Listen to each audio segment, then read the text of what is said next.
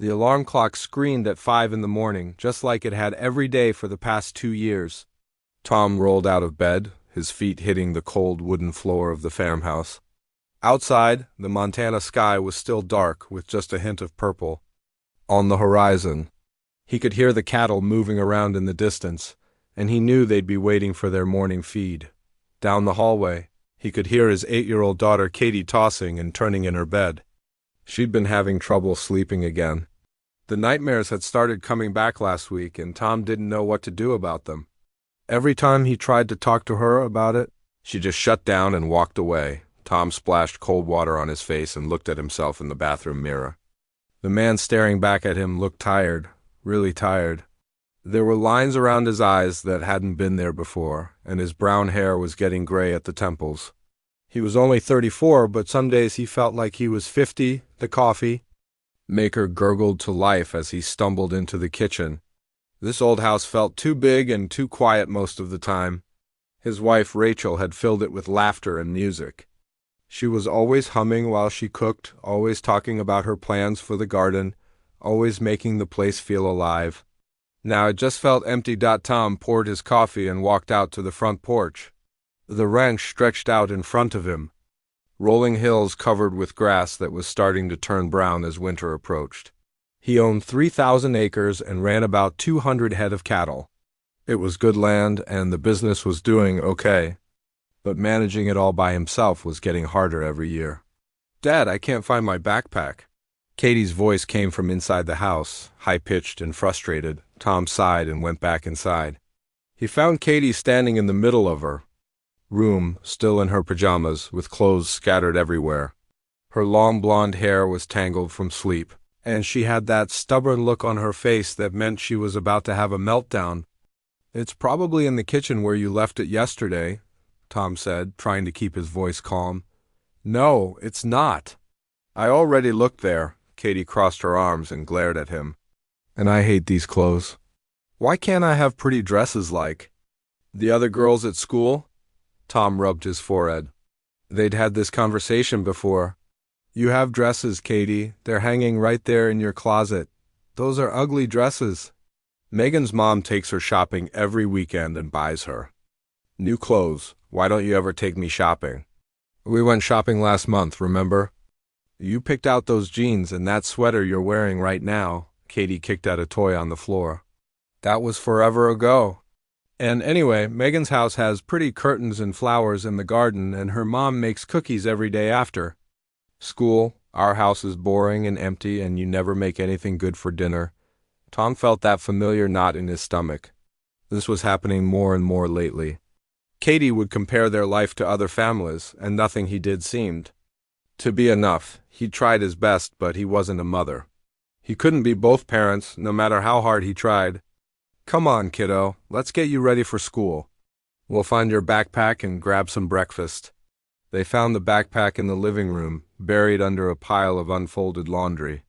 Tom made Katie a peanut butter sandwich for lunch and poured cereal into a bowl for her breakfast.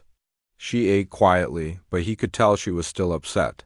The drive to school was 20 minutes through winding country roads. Katie stared out the window and didn't say much. When they pulled up to the small elementary school, she unbuckled her seatbelt but didn't get out right away. "Dad?" she said quietly. "Yeah? Why can't we have a normal family like everyone else?" Tom's heart broke a little bit more. "What do you mean, sweetheart?" "I mean like with a mom who's here in a house that feels like home and family dinners and stuff like that." Katie's voice was small and sad. "Sometimes I pretend that Mom is just away on a trip and she's coming back soon." "But she's never coming back, is she?" Tom turned around to look at his daughter. Her blue eyes were shiny with tears. She was trying not to cry. "No, honey, Mom's not coming back. But we're still a family, you and me. We're just a different kind." "A family, but I want the regular kind," Katie whispered. "I want a mom who helps me with my hair and knows how to make good food and remembers to buy the right kind of soap that doesn't make my skin itch." Tom didn't know what to say to that. How could he explain that he was doing his best when his best never seemed to be enough? Katie got out of the truck and walked toward the school building. Tom watched her go, her small shoulders hunched under her backpack. Other kids were running around and laughing, but Katie walked by herself. She'd been doing that more lately, keeping to herself instead of playing with the other children. The drive home felt longer than usual. Tom had a full day of work ahead of him. The fence in the north pasture needed fixing. 3 of the cows looked like they might be getting sick, and he had paperwork to catch up on for the bank. But first, he needed to clean up the breakfast dishes and start a load of laundry. The house felt even quieter after dropping Katie off. Tom moved through the rooms, picking up toys and clothes, washing dishes, trying to bring some order to the chaos. But no matter how much he cleaned, the place never felt quite right. It felt like they were just living in the shell of what used to be a real home. He thought about Rachel a lot on days like this. She would have known what to say to Katie. This morning, she would have braided Katie's hair and sent her off to school with a smile. She would have made the house feel warm and welcoming instead of just functional. Rachel had been the heart of their family. She was the one who planned birthday parties and holiday celebrations.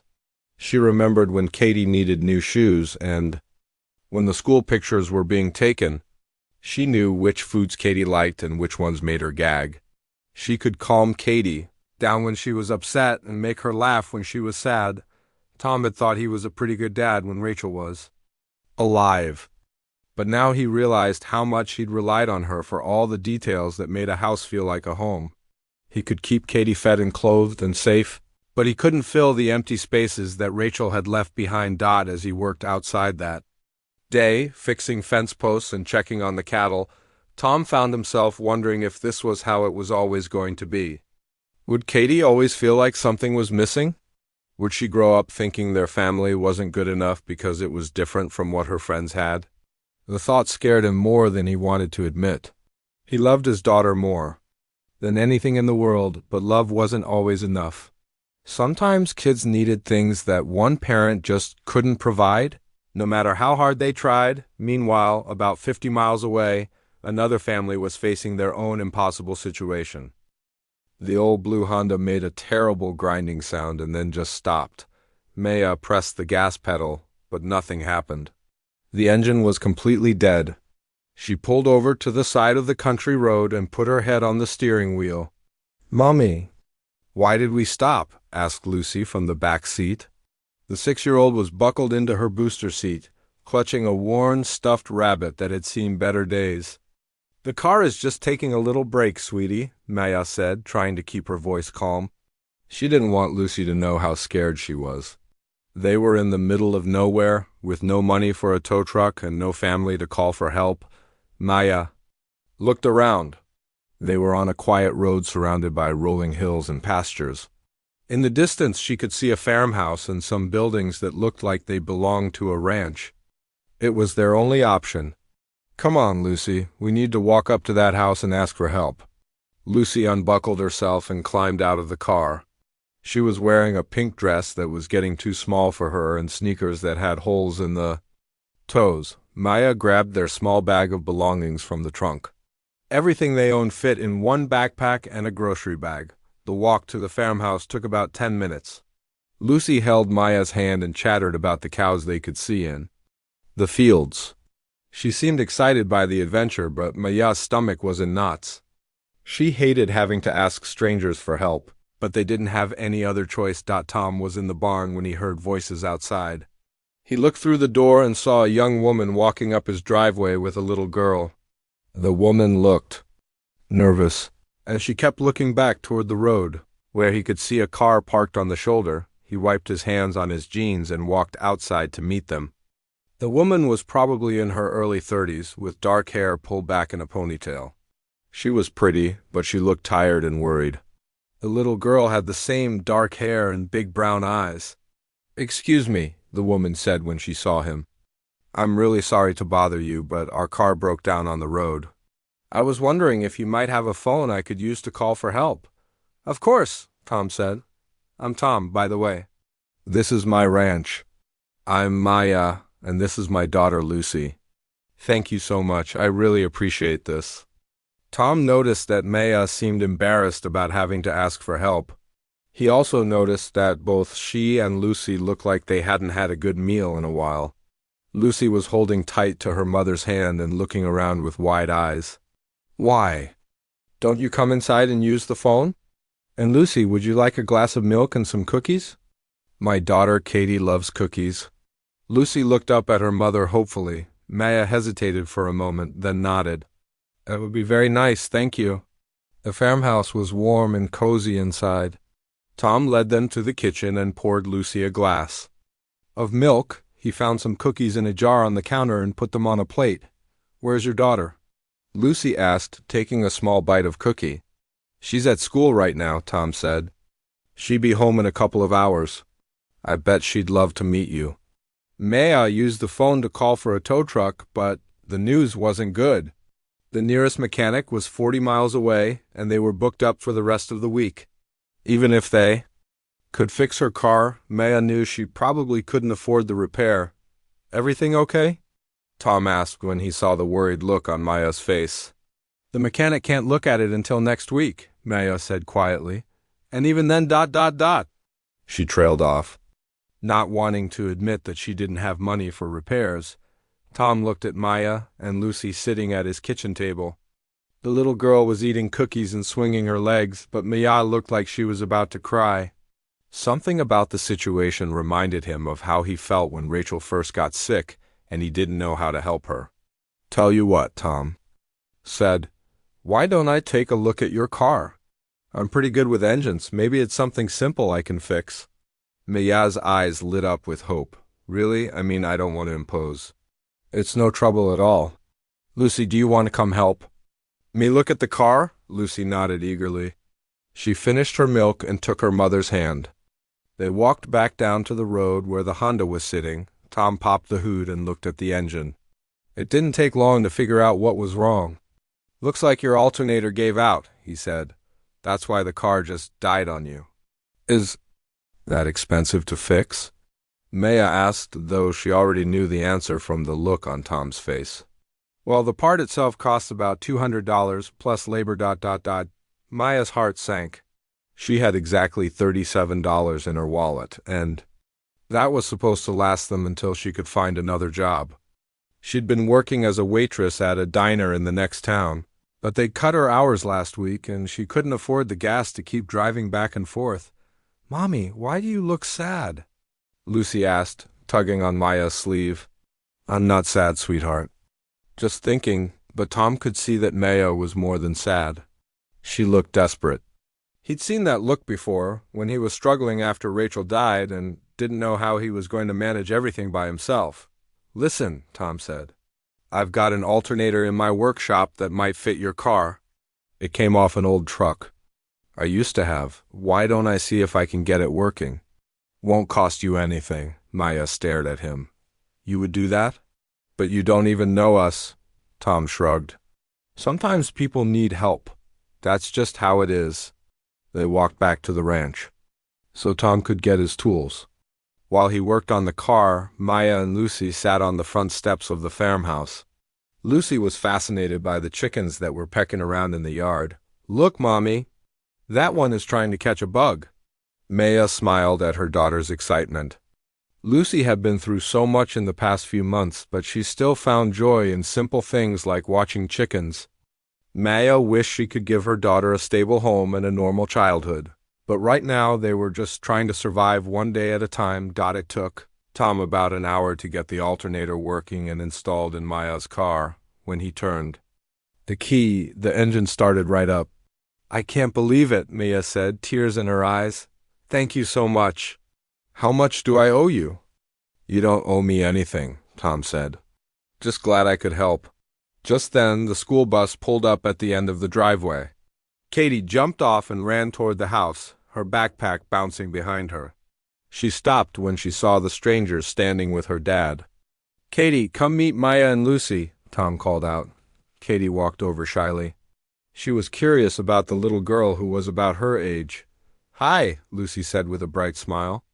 I like your backpack. It has horses on it. Thanks, Katie said. Do you like horses? I love horses. But I've never seen a real one up close. Katie's eyes lit up. We have horses here. Want to see them? Lucy looked at her mother hopefully. Maya checked her watch. It was getting late and they needed to find somewhere to spend the night. She had been planning to drive to the next town and look for a cheap motel, but now she wasn't sure they had enough gas money. We should probably get going, Maya said reluctantly. Where are you headed? Tom asked, though Maya hesitated. She didn't want to admit that they didn't really have anywhere to go. Just to town to find a place to stay for the night. Tom looked at Maya and Lucy, then at his daughter who was already chattering with Lucy about the horses. Something in Maya's voice told him that finding a place to stay might not be as simple as she was making it sound. Listen, he said, I've got a guest cabin out back that nobody's using. Why don't you stay there tonight? Give the car a chance. To run for a while, make sure the repair is holding up. Maya shook her head. Oh no, we couldn't. You've already done so much. Please, Mommy, Lucy said. I want to see the horses, Katie joined in. Yeah, and I could show her my room and we could play games. Tom could see Maya wavering. Really, it's no trouble. The cabin's just sitting empty anyway. Maya looked at her daughter's hopeful face. Then at Katie, who seemed genuinely excited to have a new friend. For the first time in months, someone was being kind to them without wanting anything in return. Just for one night, Maya said finally. And I insist on helping with dinner or chores or something. I don't want to be a burden.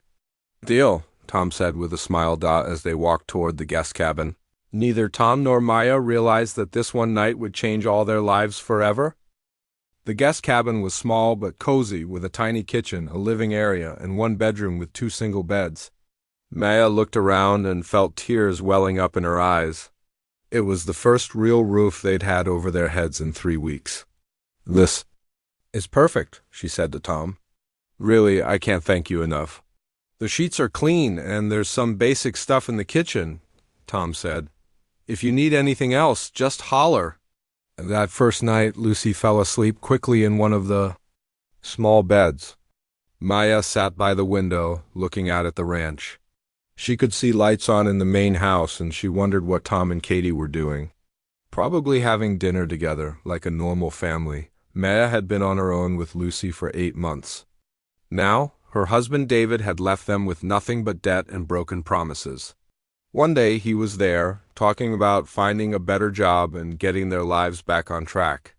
The next day, Maya came home from work to find a note on the kitchen table and all his clothes gone from the closet. The note was short. He said he wasn't ready to be a father and husband. He said he needed to find himself and figure out his life. He said he was sorry, but Maya knew he wasn't really sorry. If he was sorry, he wouldn't have left them with 3 months of unpaid rent and credit cards maxed out to the limit.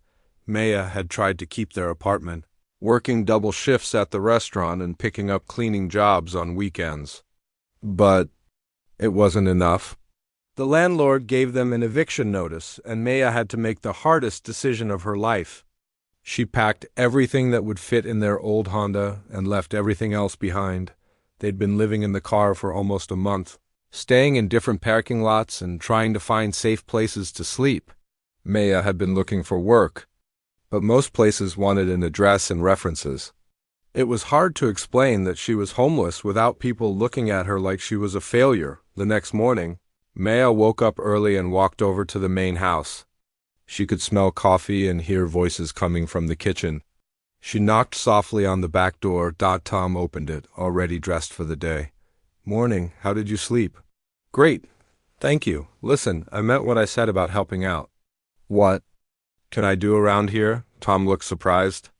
You don't need to do anything. You're a guest. Please, Maya said, let me help. I need to feel useful. Tom could see she was serious about this. Well, if you insist. Katie's not great at making her own breakfast, and I usually just give her cereal. Think you could handle something better than that?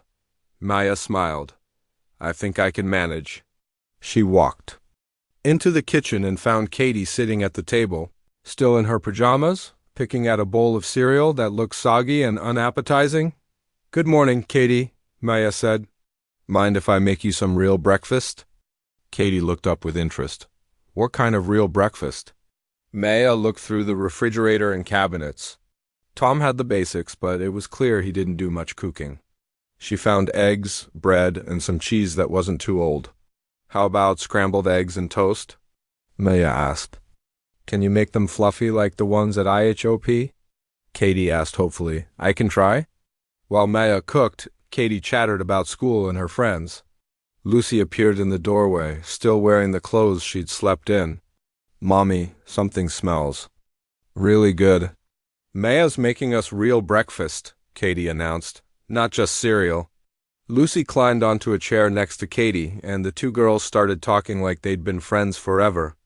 Maya watched them while she cooked, feeling something she hadn't felt in a long time. Peace. When Tom came back in from doing his morning chores, he stopped in the doorway and stared. The kitchen smelled amazing, and both girls were giggling over. Plates of fluffy scrambled eggs and perfectly golden toast. Maya was cleaning up at the sink, humming softly to herself. This looks incredible, Tom said, sitting down at the table. It's just eggs, Maya said, but she looked pleased. Dad, Maya makes them fluffy like at the restaurant, Katie said with her mouth full, and she cut my toast into triangles. Tom took a bite and had to admit it was the best breakfast he'd had in years. Where did you learn to cook like this? I worked in restaurants for a while, Maya said. You pick things up. After breakfast, Maya insisted on doing the dishes while Tom got Katie ready for school. When he came back to the kitchen, everything was clean and Maya was wiping down the counters. You really didn't have to do all this, Tom said. I wanted to. Besides, I'm used to staying busy. That evening, Maya cooked dinner for all of them. She managed to turn some basic ingredients into a meal that actually tasted like something a family would eat together. Tom couldn't remember the last time Katie had eaten vegetables without complaining. This is better than restaurant food, Katie declared, taking another bite of the glazed carrots Maya had made. My mom's the best cook in the world, Lucy said proudly, after dinner. The girls went to play in Katie's room while Maya and Tom cleaned up the kitchen together. It felt strangely normal, like something they'd done hundreds of times before. You don't have to stay and help, Maya said as Tom dried the dishes she washed. I want to, Tom said. It's nice having someone to talk to while doing chores. They worked in comfortable silence for a while. Finally, Tom asked the question that had been on his mind all day. Maya, can I ask you something personal? She tensed up a little. Sure. Are you and Lucy really okay? I mean, where were you planning to go after your car got fixed? Maya stopped washing the plate in her hands. She'd been dreading this question, but she knew Tom deserved an honest answer. We don't really have anywhere specific to go, she said quietly. I've been looking for work and a place to live, but it's hard when you don't have an address or references. Tom felt his heart sink. He'd suspected as much, but hearing it confirmed made him realize how desperate their situation really was. How long have you been without a place? About a month, Maya said, not looking at him. We were staying in the car most nights. I know that probably sounds terrible to you. It doesn't sound terrible, Tom said gently. It sounds like you're doing whatever it takes to take care of your daughter. That's not terrible. That's brave. Maya felt tears starting to form in her eyes. She couldn't remember the last time someone had called her brave instead of irresponsible or foolish. I had a job lined up in the next town, she said. But they wanted me to start immediately, and I couldn't afford a deposit on an apartment, so they gave the job to someone else. What kind of work do you do? Anything, really. Waitressing. Cleaning, office work, I'm not picky. Tom was quiet for a moment, thinking. Then he said something that surprised both of them. What if you stayed here for a while? Just until you get back on your feet, Maya stared at him. Tom, I can't ask you to do that. You're not asking, I'm offering. Look, this place is too big for just Katie and me. And I could use help around here. Someone to cook decent meals and maybe help with Katie when I'm working late. You mean like a job? Exactly like a job, room and board plus a salary? Nothing fancy, but enough to help you save up for your own place. Maya couldn't believe what she was hearing. But you barely know us, I know enough, Tom said. I know you're a good mother who would do anything for her daughter. I know you're not afraid of hard work. And I know Katie's been happier in the past 2 days than she's been in months.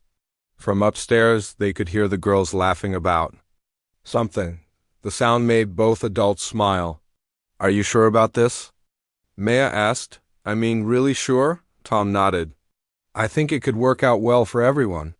That night, after the girls had gone to bed, Maya sat in the little cabin and tried to process what had happened. 2 days ago, she and Lucy had been sleeping in their car with no idea where their next meal was coming from. Now they had a roof over their heads, food in their stomachs, and the possibility of a real job. She thought about Tom's offer. It seemed too good to be true, but she could tell he was sincere. He seemed like a genuinely good person who was just trying to help. And Lucy was so happy here, playing with Katie and running around the ranch like she didn't have a care in the world. Maybe it was okay to accept help when it was offered. Maybe it was okay to let someone be kind to them without expecting the worst. Maybe, just for a little while, they could stop running and start living again. In the main house, Tom was having similar thoughts.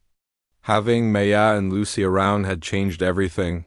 The house felt alive again, full of voices and laughter and the smell of good food. Katie was like a different child, chattering happily and actually excited about coming home from school. Tom knew he was taking a risk, inviting strangers to live on his property, but something told him this was the right thing to do. Maya and Lucy needed help, and honestly, he and Katie needed them too. Maybe they could all help each other heal. 2 weeks had passed since Maya and Lucy moved into the guest cabin, and life on the ranch had settled into a comfortable routine. Maya cooked breakfast every morning, helped Tom with paperwork in the afternoons, and made dinner for the family each evening. Lucy and Katie had become inseparable, spending every free moment together playing games, exploring the ranch, or just talking about everything and nothing, but Katie had been listening to the grown-up conversations when they thought she wasn't paying attention. She heard Maya talking on the phone about job interviews in town. She heard Tom telling Maya that she didn't need to rush into anything, but Maya kept insisting that she needed to find her own place soon. The idea of Maya and Lucy leaving made Katie's stomach hurt.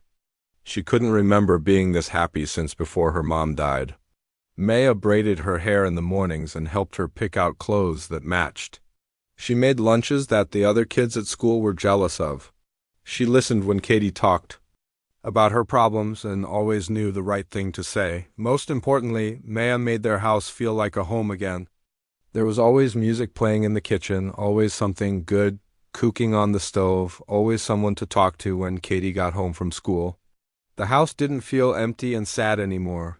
Katie waited until she and Lucy were alone in her bedroom one afternoon before bringing up her idea. Lucy, do you like living here? Katie asked, pretending to be busy organizing her toy box. I love it here, Lucy said without hesitation. This is the best place we've ever lived. I hope we never have to leave. But your mom is looking for jobs. In town, right? Lucy's face fell. Yeah, she says we can't stay here forever, even though your dad is really nice to us. She says we need to stand on our own feet. Katie sat down on her bed and patted the spot next to her. Lucy climbed up and sat beside her. What if they didn't want us to leave? Katie asked carefully. What do you mean? What if my dad and your mom liked each other so much that they wanted us all to stay together forever? Lucy's eyes got wide. Like a real family? Exactly like a real family. With a mom and a dad and 2 kids. Lucy thought about this for a moment. But how would that work? They're just friends. Katie had been thinking about this for days. Sometimes grown-ups are too. Scared to tell each other how they really feel. Maybe they need help figuring it out. What kind of help? Well, Katie said, lowering her voice like she was sharing a big secret, maybe if they had to spend more time together, they'd realize they like each other more than just friends. Lucy nodded seriously. That makes sense. But how do we make them spend more time together? Katie grinned. I have some ideas. The next morning, Katie put the first part of their plan into action. She waited until Maya was making breakfast and Tom was drinking his coffee, then suddenly grabbed her stomach and made a face. Oh, she said loudly. My tummy really hurts. Maya immediately stopped what she was doing and came over to feel Katie's forehead. Do you have a fever? Are you feeling sick? I think so, Katie said, trying to look as pitiful as possible. Everything hurts. Tom looked concerned. Maybe you should stay home from school today, but I can't miss work, Maya said. I have that job interview this afternoon. I can stay with Katie, Tom offered. No, Dad, you have to fix the fence today, Katie said quickly. You said it was really important. Maya looked torn. I could reschedule the interview. No way, Tom said. That job sounds perfect for you. Katie will be fine here by herself for a few hours.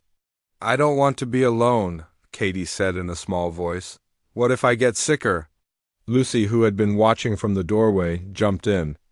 Right on cue. I could stay with Katie. We could take care of each other? Maya shook her head. You both need to go to school. Education is important, but what if Katie's really sick? Lucy asked. She might need someone to bring her water and soup and stuff. Maya looked at Katie's pale face and worried expression. She couldn't tell that Katie was secretly pinching her leg under the table to make herself look uncomfortable. I suppose one day won't hurt, Maya said finally. I could skip the interview and stay here with both of you. No, Katie and Lucy said at the same time. Katie said more quietly, you should go to your interview. It's important. Lucy and I will be fine. We'll just watch movies and rest. Tom looked at his daughter suspiciously. Katie had never been this responsible about taking care of herself when she was sick. Usually she wanted constant attention and got cranky when she didn't feel well, but Maya was already convinced. Okay, but I want you both to rest today. No running around outside, no loud games, just quiet activities. After the adults left, Katie immediately perked up and started jumping on her bed. That worked perfectly, she said. You're a really good actress, Lucy giggled. I almost believed you were really sick. They spent the day planning their next move. When Maya came home from her interview that afternoon, she found both girls curled up on the couch under a blanket, looking tired and sleepy. How's Katie feeling? Maya asked, sitting down beside them. Much better, Katie said weakly. Lucy took really good care of me. She's like the best nurse ever, Maya smiled and smoothed Katie's hair. That's what friends do for each other, Maya, Katie said quietly. Yes. Sweetie? Do you like living here with us? Maya's expression grew soft. I love living here. You and your dad have been so kind to Lucy and me. Do you ever wish you could stay forever? Maya was quiet for a moment. Sometimes I do wish that. But grown-ups can't just stay places forever without having their own jobs and their own homes. But what if this could be your home? Lucy asked. What if you married Dad and then you'd be my new mom and Katie would be my sister? Maya looked surprised by the question.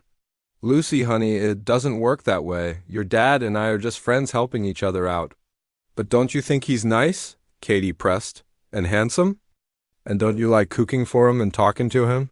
Maya felt her cheeks getting warm. Of course I think your dad is nice. He's a wonderful man. But that doesn't mean we're going to get married. The girls exchanged a look. Clearly they needed to try harder. The next day, Lucy mysteriously couldn't find her favorite shoes anywhere. She looked in the cabin, in the main house, and all around the yard. They were right by the door last night, Lucy told Maya. I know they were. Maya helped her look everywhere, but the shoes had completely disappeared. Lucy only had one other pair, and they had holes in the toes that let in the cold air. I guess we'll have to go buy you new shoes after school, Maya said with a sigh. She'd been trying to save every penny, but Lucy couldn't go to school in shoes with holes. That afternoon, Tom offered to drive them to town to shop for shoes.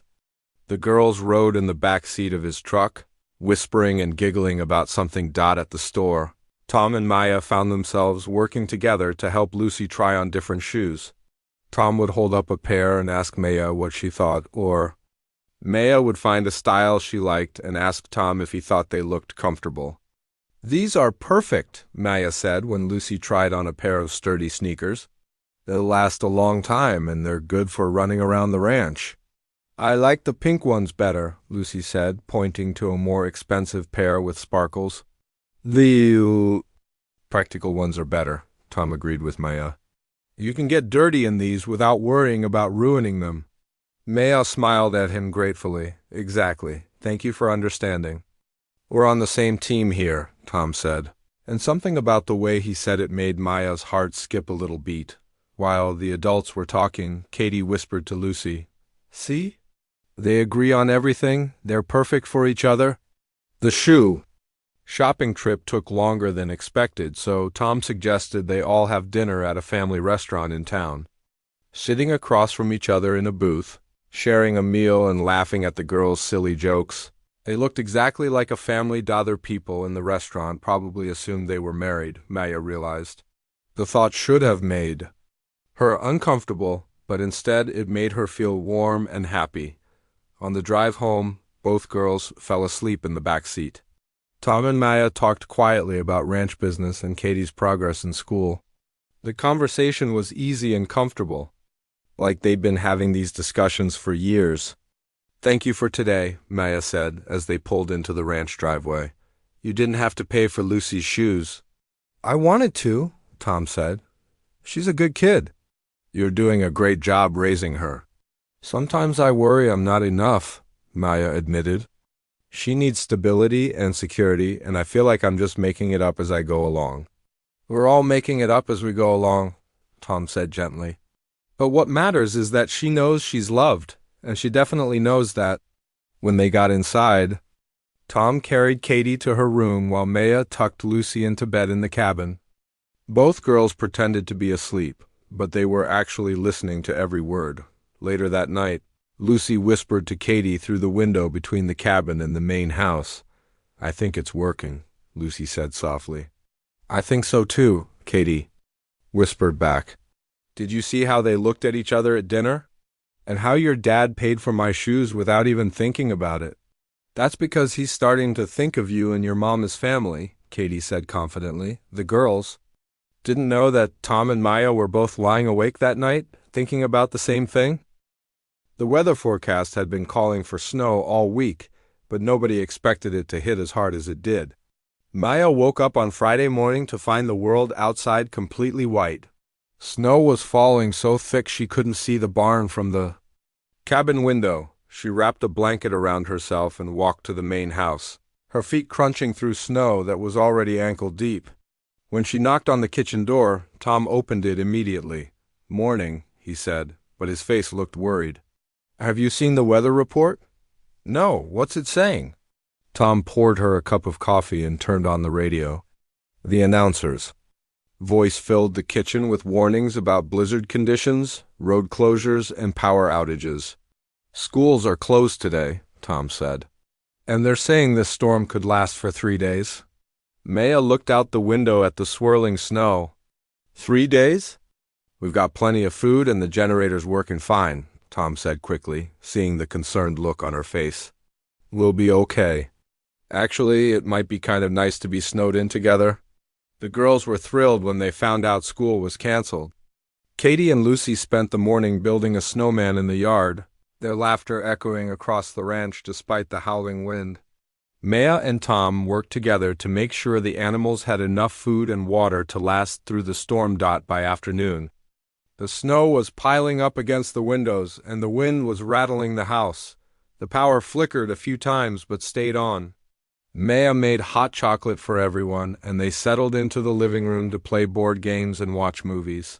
"This is like being in our own little world," Lucy said, curled up next to Maya on the couch. "I love snow days," Katie added from her spot on the floor where she was working on a jigsaw puzzle with Tom. That evening, Maya cooked a big pot of soup and fresh bread. The kitchen was warm and steamy, filled with the smell of comfort food. Outside, the wind howled and snow continued to pile up, but inside the house felt safe and cozy. "I can't remember the last time I felt this relaxed," Maya said as they sat around the dinner table. "Really?" Tom asked. "Even with being stuck inside?" "Especially because we're stuck inside," Maya laughed. "No job interviews to worry about. No errands to run, no schedule to keep. Just us and this warm house and good food. Tom looked at her across the table. In the soft light from the kitchen lamp, with her hair falling loose around her shoulders and a genuine smile on her face, Maya looked beautiful. More than beautiful. She looked like she belonged here. You know, Tom said carefully, you don't have to keep pushing yourself to find a job in town. You could stay here as long as you want. Maya's smile faded a little. Tom, we've talked about this. Lucy and I can't just live here forever without contributing our fair share. But you do contribute. You cook, you help with Katie, you keep the house running smoothly. That's worth more than any salary. That's not the same as having a real job and being independent, Maya said. I need to be able to take care of Lucy on my own. Katie looked up from her puzzle.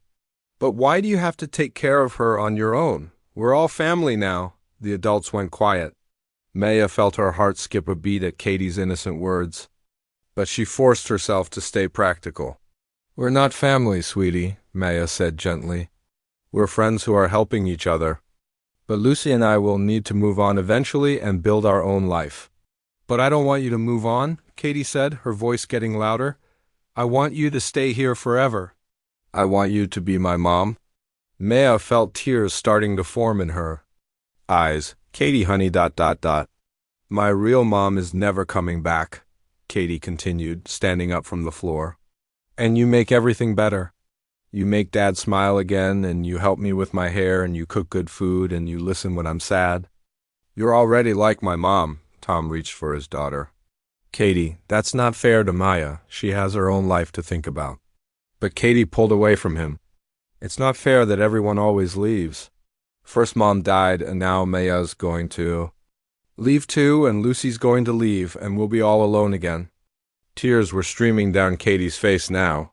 I heard you on the phone yesterday, Maya. You got that job at the bank in town. You're going to take it and move away, and I'll never see you again. Maya's heart broke. She had gotten a job offer, but she hadn't told anyone yet because she wasn't sure she wanted to take it. The idea of leaving the ranch, leaving Tom and Katie, made her feel sick inside. Katie, come here, Maya said softly. Katie ran to her and buried her face in Maya's shoulder, sobbing. Maya held her tight, stroking her hair and whispering comforting words. I don't want to lose another mom, Katie cried. Please don't leave us, please. Tom watched his daughter fall apart in Maya's arms, and something inside his chest cracked open. Katie hadn't cried like this since Rachel's funeral. She'd been holding all this fear inside, terrified that Maya would abandon them just like death had taken her mother away. It's okay, Maya murmured to Katie. It's going to be okay.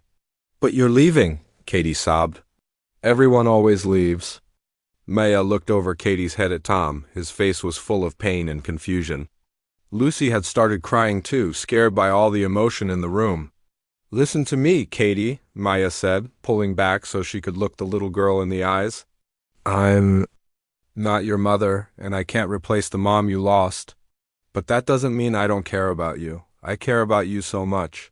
Then why are you leaving? Maya struggled to find the right words. How could she explain to an 8-year-old that staying here felt too much like a fantasy? That she was scared of depending on Tom's kindness because what would happen if he changed his mind? That she was terrified of falling in love with a life that might not be real. Sometimes grown-ups have to make hard choices, Maya said finally. I need to make sure I can take care of Lucy no matter what happens. But Dad can help take care of Lucy, Katie said. And you can help take care of me. We can all take care of each other. Tom stood up from his chair and walked over to them. He knelt down next to the couch and put his hand on Katie's back. Katie, what Maya is trying to say is that she needs to be independent. She needs to know she can support herself and Lucy without relying on other people. But why? Katie asked, looking between the two adults. Don't you like each other? Maya and Tom exchanged a look over Katie's head. The question hung in the air between them. Of course we like each other, Tom said carefully.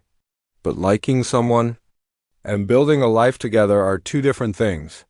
Are they? Katie asked. Because it seems like we already are building a life together. We eat dinner together every night, and we help each other with chores, and we take care of each other when someone's sick. That sounds like a family to me. Out of the mouths of babes, Maya thought. Katie was right.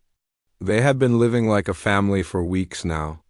The only difference was that Maya kept telling herself it was temporary. The storm continued to rage outside. That night, after the girls had finally gone to bed, Maya and Tom sat in the living room with cups of tea, listening to the wind.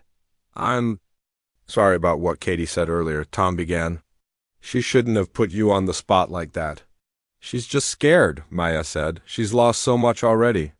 "I understand why she doesn't want things to change again." "What about you?" Tom asked quietly. "What do you want?" Maya was quiet for a long time. Finally, she said, "I want things that aren't practical. I want Lucy to have a stable home and a father figure. I want to wake up every morning in a place that feels safe. I want to cook dinner for people I care about and feel like I belong somewhere." "Those things don't sound impractical to me," Tom said. "They do when you're a single mother with no money and a history of making bad choices," Maya replied. "What? If I let myself believe this could work and then everything falls apart? What if you get tired of us being here? What if Katie changes her mind about wanting me around? I can't risk Lucy getting hurt." Tom moved closer to her on the couch. "Maya, look at me." She turned to face him, and he could see the fear in her eyes. "I'm not going to get tired of you being here," he said. "And Katie's not going to change her mind. That little girl loves. You like you're her own mother, but what if the sky falls down?" Tom interrupted gently. "What if aliens invade? What if I wake up tomorrow and decide I don't like the color blue anymore? You can't live your life afraid of all the things that might go wrong." Maya felt tears starting again. "I'm scared, Tom. I'm scared of wanting this too much." Tom reached out and touched her face, wiping away a tear with his thumb. "I'm scared too. I never thought I'd want to share my life with someone again after. Rachel died, but you and Lucy, you've changed everything." They were sitting very close now, close enough that Maya could see the flecks of gold in Tom's brown eyes. Close enough that she could feel his breath on her face. "Maya," Tom whispered. She knew he was going to kiss her. She wanted him to kiss her, but at the last second, panic took over and she pulled away. "I can't," she said, standing up quickly. "I'm sorry, Tom, I can't do this." She ran from the room, leaving Tom sitting alone on the couch with the sound of the storm outside and the echo of might-have-beens hanging in the air. The next morning, Maya announced that she was taking the job at the bank. She and Lucy would be moving to town at the end of the week. The magic of being snowed in together was broken, and everyone could feel it. The last week on the ranch felt like everyone was walking on thin ice. Maya had found a small apartment above the bakery in town, and she'd already paid the deposit with her first week's salary from the bank job.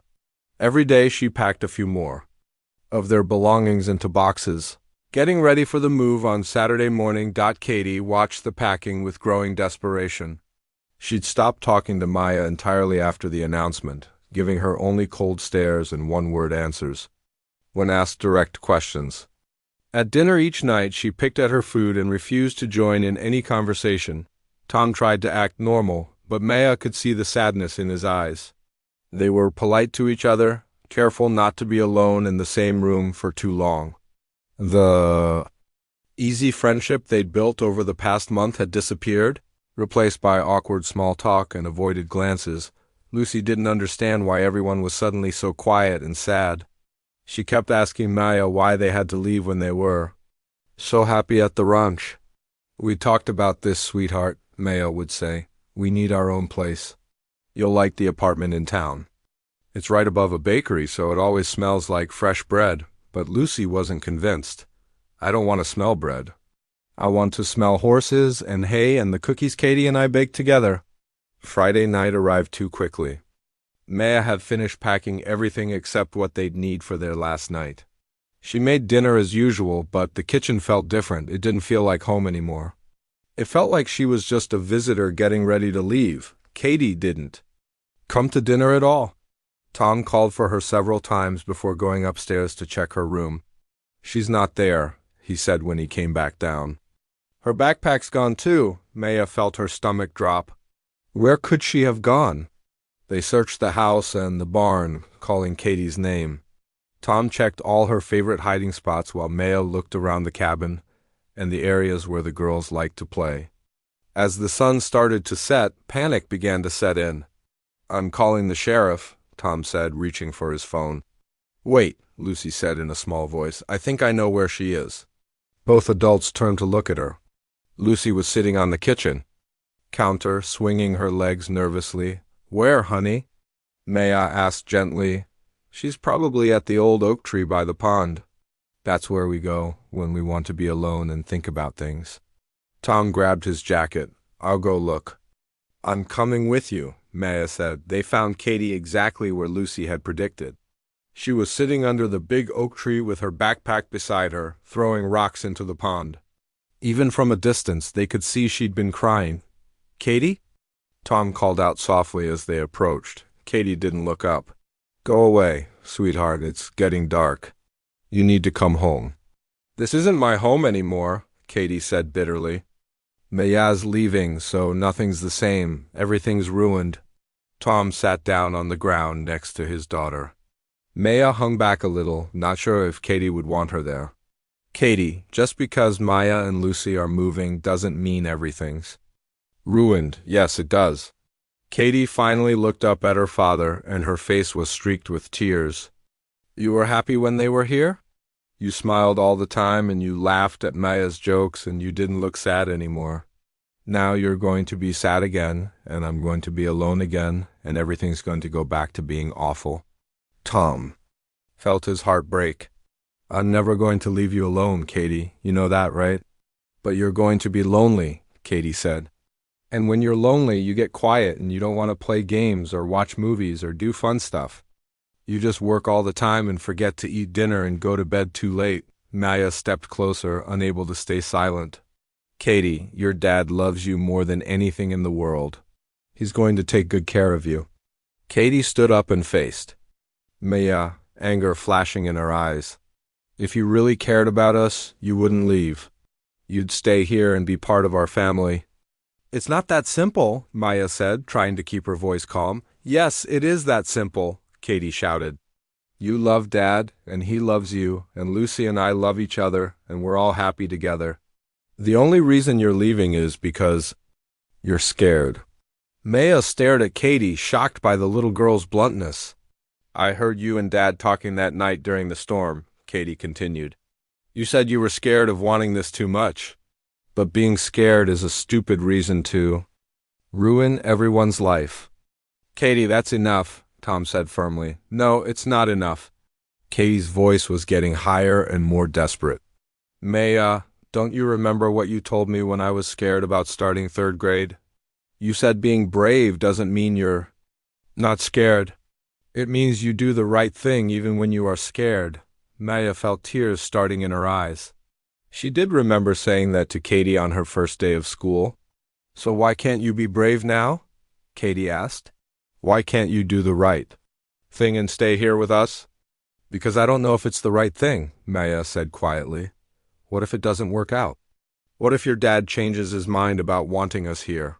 What if I can't handle being a stepmother? What if I mess everything up?" Katie wiped her nose on her sleeve. "What if you don't mess anything up? What if it works out perfectly and we're all really happy? Why are you only thinking about the bad things that might happen?" Maya looked at Tom, who was watching this conversation with an expression she couldn't read. "Because the bad things hurt too much when they happen," Maya said. "Lucy and I have been hurt before. I don't want to risk putting her through that again." "But Mom," Lucy said, appearing from behind a tree where she'd been quietly listening, "what if the good things are so good that they're worth the risk?" Maya spun around, surprised to see Lucy there. "What are you doing here? You were supposed to stay in the house?" "I followed you because I was worried about Katie," Lucy said simply, "and because I wanted to tell you something important." She walked over and took Maya's hand. "I know you're trying to protect me, Mom, but I don't need protecting from this family. They make me feel safe, not scared." Lucy ... Remember when Daddy left us? Lucy interrupted. I was scared all the time because I didn't know where we were going to live or if we'd have enough food, or if you'd have to go away too, but I haven't been scared once since we came here, not even a little bit. Maya knelt down so she was at Lucy's eye level. But what if things change? What if Tom decides he doesn't want us anymore? Lucy looked over at Tom, then back at her mother. What if he decides he loves us so much he never wants us to leave? Tom couldn't stay quiet anymore. He stood up and walked over to Maya. Lucy's right. I don't want you to leave. I want you to stay here forever. Maya looked up at him from where she was kneeling. Tom ... the double quote. I know you're scared, he said. I'm scared too. But I'm more scared of letting you walk away than I am of taking a chance on us. What if it doesn't work? What if it does? Tom reached out his hand to help Maya stand up. Maya, these past few weeks have been the happiest I've been since Rachel died, not just because of the help around the house or the good food, but because of you, because of your laugh and your smile and the way you care about Katie like she's your own daughter. Maya was crying now, and she didn't try to hide it. I do love Katie like she's mine. I love both of you. Then why are you leaving? Katie asked, her anger replaced by confusion. Because I'm terrified, Maya admitted. I'm terrified of needing you too much and then losing you. Tom cupped Maya's face in his hands. You're not going to lose us, I promise you that. You can. Promise that? Nobody can promise that. You're right, Tom said. I can't promise that nothing bad will ever happen. But I can promise that I will never stop fighting for this family. I can promise that I will do everything in my power to make this work. Katie wiped her eyes and walked over to them. And I promise I'll be the best daughter ever if you stay. I'll clean my room and do my homework and help with chores and never complain about anything, Lucy giggled through her tears. You don't have to be perfect, Katie. Families love each other even when they're not perfect. Tom looked at Maya seriously. She's right. We don't need perfect. We just need each other. Maya looked around at these three people who had become her whole world in such a short time. Katie, who needed a mother's love and had so much love to give in return. Lucy, who was happier and more secure than she'd been in months. And Tom, who looked at her like she was the answer to prayers he'd been too afraid to say out loud. What would this look like? Maya asked quietly. If I stayed, what would we be to each other? We'd be a family, Tom said simply. Maybe not in the traditional way, but in all the ways that matter. You mean it, really? I mean it, Tom said. Maya, will you marry me? The words hung in the air for a moment. Katie held her breath. Lucy grabbed her mother's hand. That's not a very romantic proposal, Maya said with a shaky laugh. I'll do better next time, Tom promised. But right now, with our daughters here and the stars coming out and my heart about to beat out of my chest, this feels like the right time to ask. Will you marry me? Maya looked at Katie's hopeful face and Lucy's excited expression. She thought about the apartment above the bakery that would always smell like bread, but would never smell like home. She thought about the bank job that would pay the bills but would never fill her heart. Then she thought about morning coffee with Tom and bedtime stories with the girls. The engagement happened on a Friday night under the old oak tree, but by Saturday morning, reality started to set in. Maya woke up in the guest cabin and for a moment wondered if she'd dreamed the whole thing. Then she looked at her left hand and saw the simple silver ring that Tom had slipped on her finger the night before. It wasn't a fancy engagement ring, just a promise ring he'd been saving since his teenage years, but it meant everything. The girls had barely slept from excitement. Katie had spent half the night planning their wedding, and Lucy had made a list of all the things she wanted to do now that they were going to be sisters forever. When Maya walked into the main house for breakfast, both girls attacked her with hugs. You're really staying, Katie squealed. You're really going to be my new Mom, and Katie's really going to be my big sister, Lucy added, bouncing up and down. Tom was standing at the stove making pancakes, and he turned to smile at Maya. Good morning, future wife, he said, and Maya felt her cheeks get warm. Good morning, she said, still feeling a little shy about everything that had changed between them. Over breakfast, They talked about practical things. Maya needed to call the bank and explain that she wouldn't be taking the job after all. She also needed to cancel the apartment rental and figure out what to do with the deposit she'd already paid. "I'll call the landlord," Tom offered. "Maybe. I can talk him into giving the deposit back since you haven't actually moved in yet." "You don't have to do that," Maya said. "It's my responsibility. We're a team now," Tom reminded her gently. "Your problems are my problems, and my problems are yours." Katie looked up from her pancakes. "Does this mean Maya and Lucy are going to move into the house with us?" Tom and Maya exchanged a look. They hadn't talked about living arrangements yet.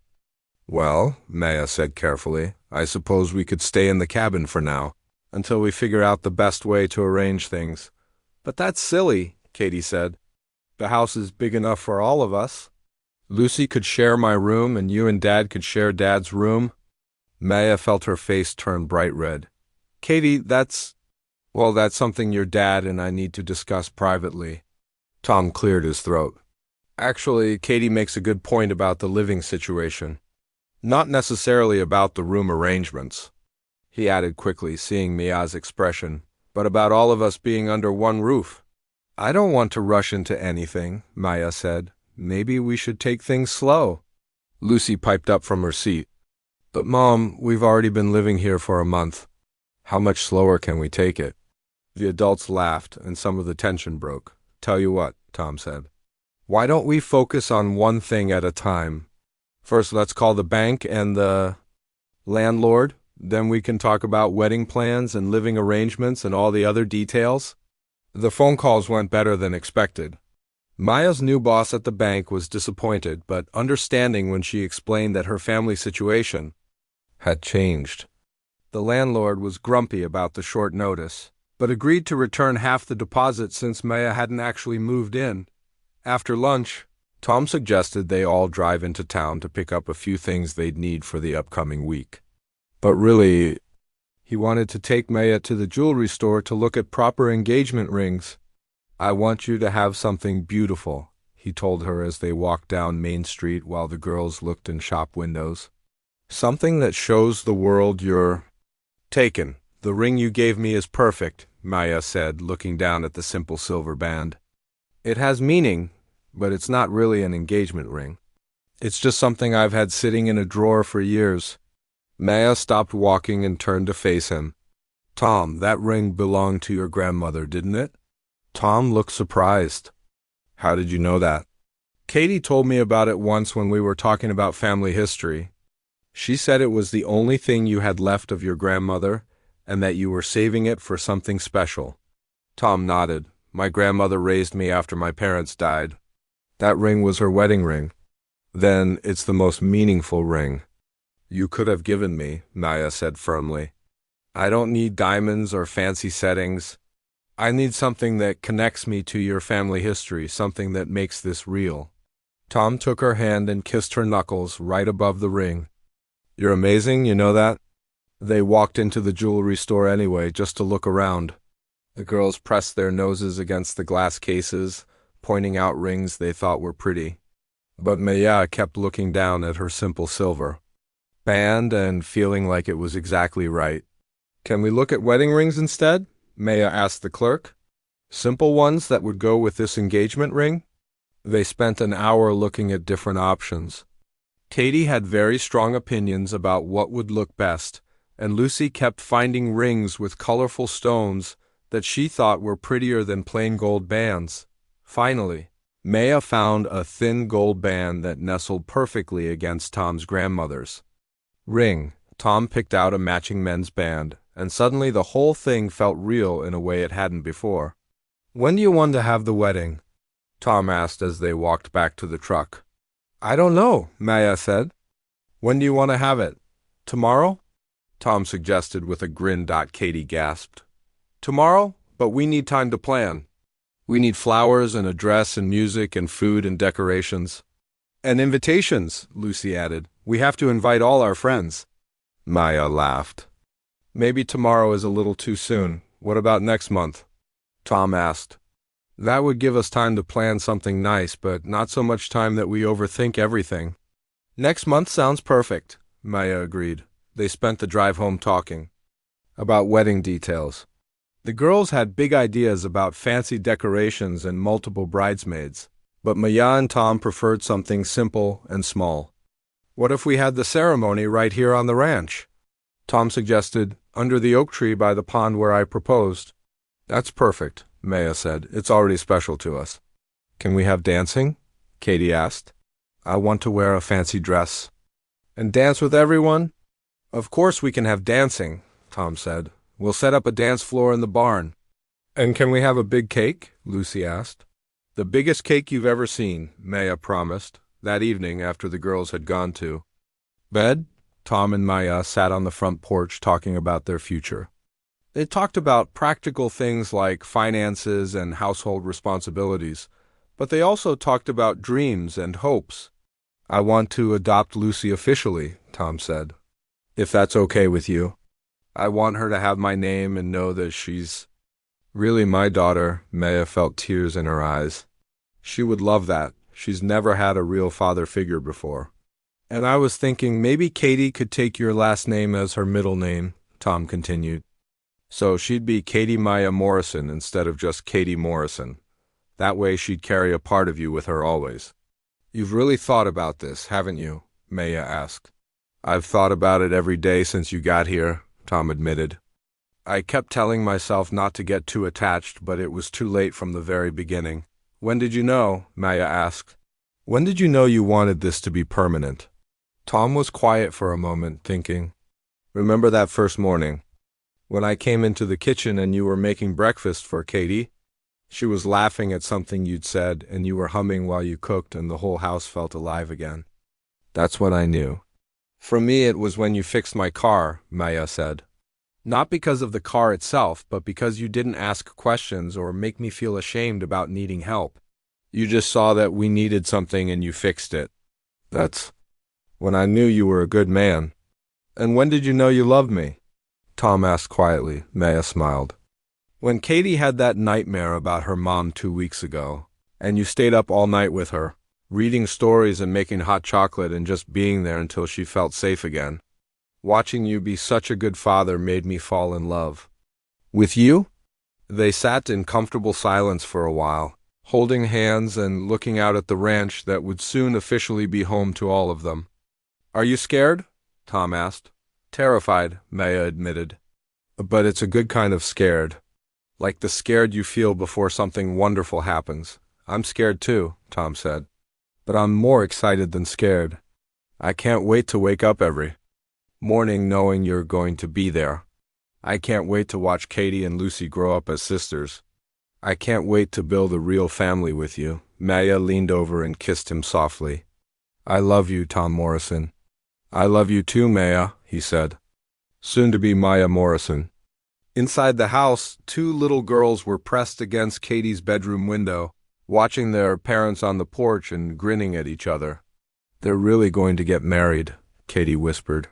And we're really going to be sisters, Lucy whispered back. Do you think they'll be happy? Katie asked. Lucy looked out at her mother and Tom, who were now laughing about something and looking completely content. I think they're going to be the happiest family in the whole world, Lucy said confidently. And from what the girls could see, she was absolutely right.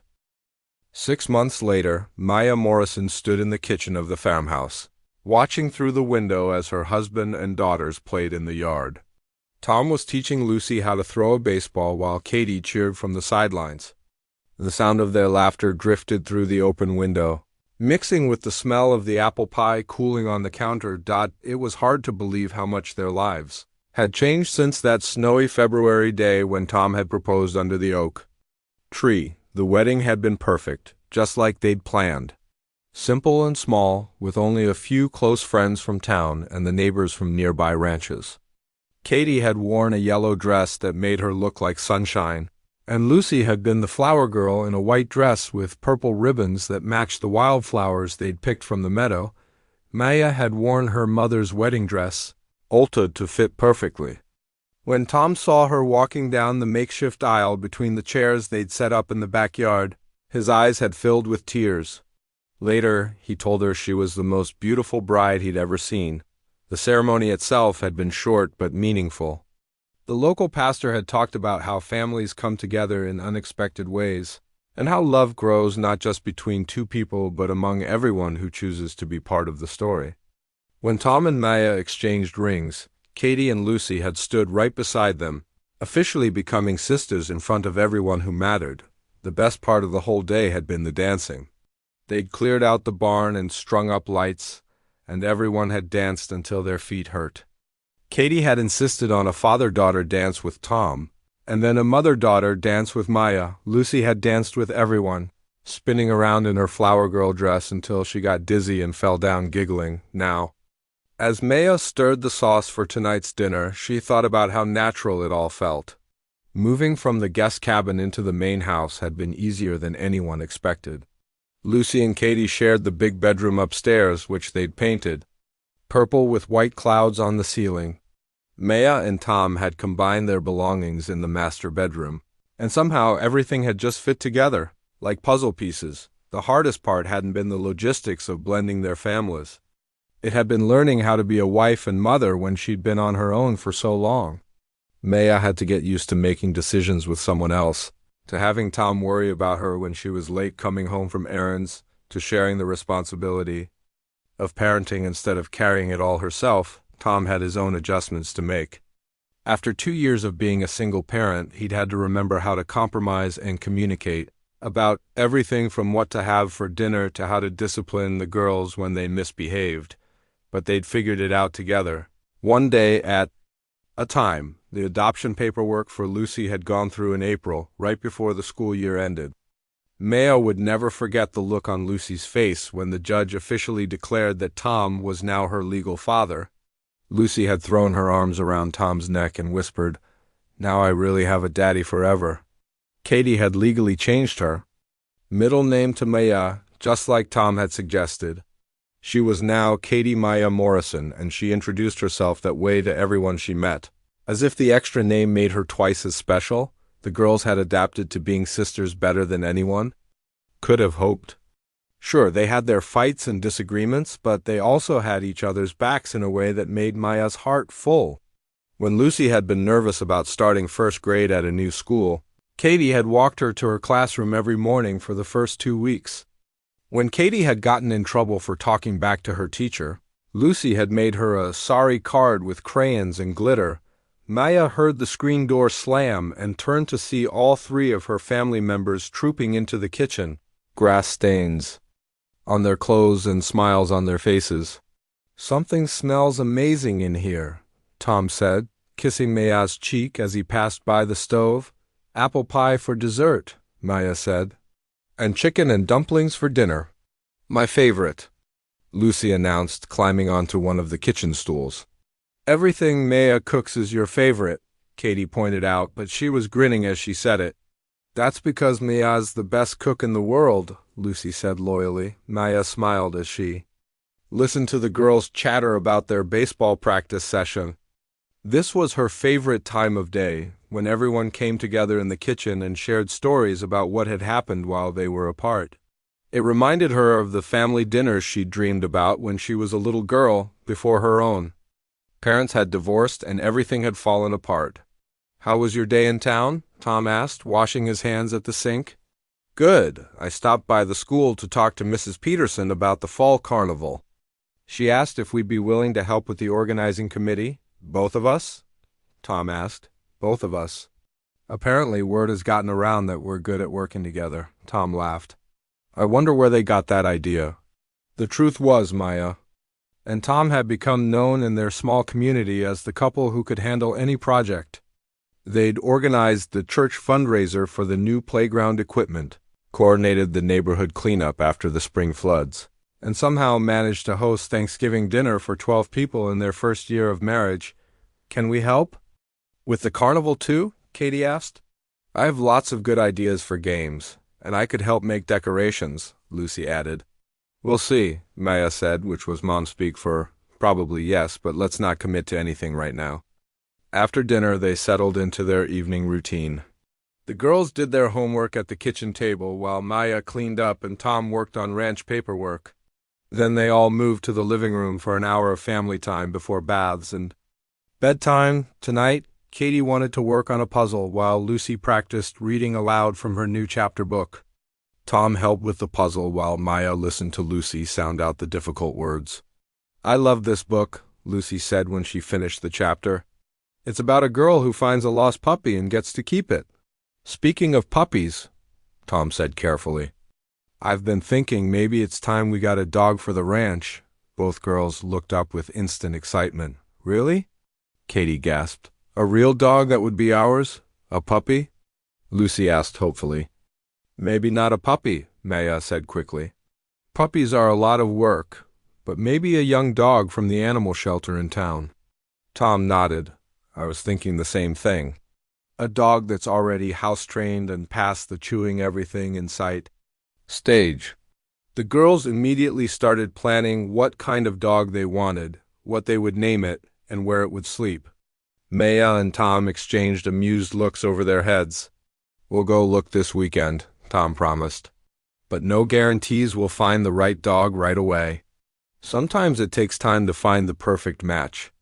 "Like you and Maya," Katie said matter-of-factly. "It took time for you to find each other, but when you did, you knew it was perfect." Maya felt her heart squeeze. "That's exactly right, sweetheart."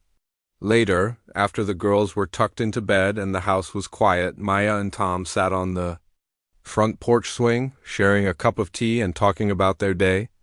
It had become their nightly ritual, this quiet time to reconnect and plan for tomorrow. "Do you ever miss it?" Tom asked out of nowhere. "Miss what?" "The independence. Making decisions just for yourself. Not having to consider what's best for everyone else all the time." Maya thought about the question seriously. "Sometimes I miss the simplicity of it," she said honestly. "When it was just Lucy and me, I knew exactly what we needed and how to provide it. Now there are 4 of us, and sometimes I worry I'm not doing enough for everyone." "You're doing more than enough," Tom said firmly. "You're holding this whole family together." "We're holding it together," Maya corrected. "That's what partnerships are for." Tom took her hand and played with her wedding ring, spinning it around her finger. It was a habit he'd developed, this unconscious way of reminding himself that she was really his wife. "I love our life," he said quietly. "I love waking up next to you every morning. I love watching you braid the girls' hair before school. I love coming in from work and finding you cooking dinner and hearing you humming to yourself." "I love it too," Maya said. "All of it, even the hard parts." "What hard parts?" Tom asked with a grin. "Oh, you know, like when Katie and Lucy fight over who gets to sit next to me at dinner. Or when you leave your dirty socks right next to the hamper instead of in it." "I don't do that," Tom protested. "You absolutely do that." They sat in comfortable silence for a while, rocking gently in the swing and listening to the sounds of the ranch settling down for the night. Somewhere in the distance, a cow lowed softly. An owl hooted from the oak tree by the pond. The wind rustled through the corn growing in the far field. "Maya," Tom said eventually. "Thank you. For what?" "For taking a chance on us. For staying when you were scared. For making this house feel like a home again." Maya leaned her head against Tom's shoulder. "Thank you for showing me what a real family looks like. For proving that some people keep their promises. For giving Lucy a father and giving me a partner." "We're pretty good at this, aren't we?" Tom asked. "We're the best," Maya agreed. Inside the house, the girls were supposed to be asleep, but they were actually whispering to each other across the room they shared. "Do you think Mom and Dad are happy?"